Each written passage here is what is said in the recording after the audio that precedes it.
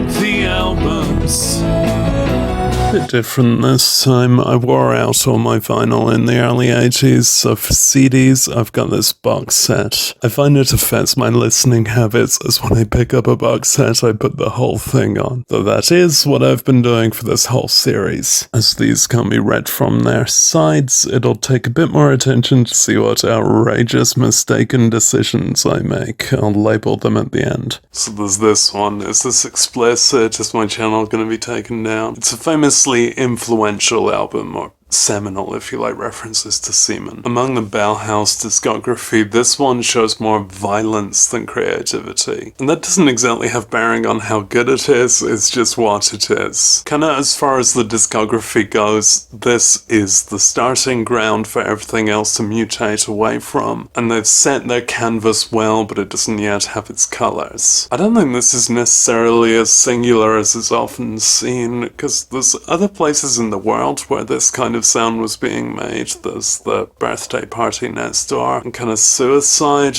Maybe that's just a coincidence. I don't know if they encountered each other. Before the internet, it would have been difficult for them to hear each other. And this is the British version of starting out with that sound. They're characterized as doomy, but their actual content is so much more Dadaist. Though nothing making sense is the doom we've ended up with, so maybe it was just ominous realism way ahead of its time. Then there's the Panda album. By doing the same thing and making it more melodic, they've improved on their music. They've made it more accessible, but also more good. Really, there isn't a load of qualitative distinction in this discography, but I'm doing my best, and this is going atop. Then there's this one that starts out nailing the very same thing, but kind of loses its way. You can hear them getting on each other's nerves a bit, and that tension makes for some great music, but some time wasting. I feel like creativity is a bit paralyzed here by a clumsy mix of being conscious of expectations and wanting to subvert them, and then not being experienced enough in the new avenues they try. It just gives too many minutes to fragments instead of the whole Bauhaus. But still there's some of the same quality guarantee, just not a full record of it. Then they're already splitting up. This was released post-split. Fact check. Yeah. And there's an awkward cram to it. It is all over the place. So far all over the place that Peter isn't even on vocals for a lot of it, which is largely a practical consideration, but it's still what you hear. Being so all over the place does mean it's also got She's in Parties, so it's got at least one real standout highlight, but ultimately not loads more. It sounds like an album that was scrapped together to finish a contract, and that's what it is. It's in the can.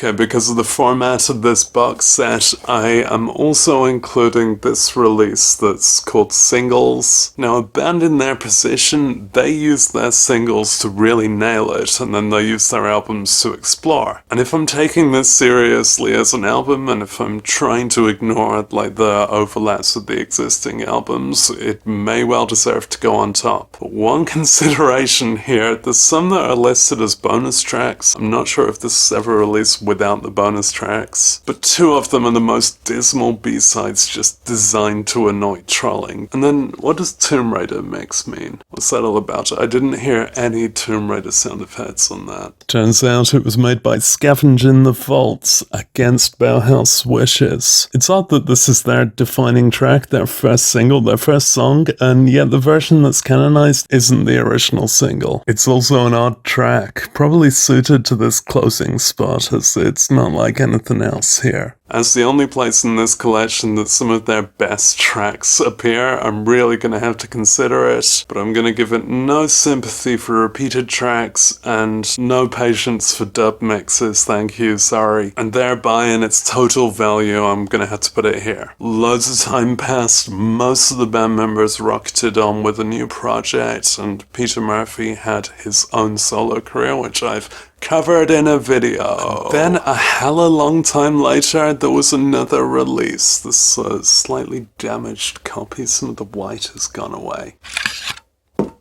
Yeah, damaged. It's exactly what a Bauhaus reunion should be. It shows the inventiveness that characterizes this band, but it also shows that they've lived a long time since and learned a lot. So it's in the vein of Bauhaus without being limited to them. That defiant use of white maybe demonstrates something. And yet, in actual quality, I'm just not sure there's anything worth saving here. It feels kind of spontaneous. It feels whipped together in an afternoon. And that has its pros because there's a certain energy to it, but it also has the cons of the material just isn't that nutritious, like an energy drink. I didn't expect to be comparing them to an energy drink. Just nothing you'd miss. Wikipedia level research shows that they could stand each other's presence for 18 days. 18 days in the company of Peter Murphy, but it's all about first takes. And the writing feels like that too. The whole reference of gothic rock is such a weird one because it isn't how they characterize themselves, but it is how everything inspired by them is characterized. I think when you listen to the album contents, it's pretty obvious you're getting some artistic rock. But you can kind of see what they mean with the references to vampire actors being undead.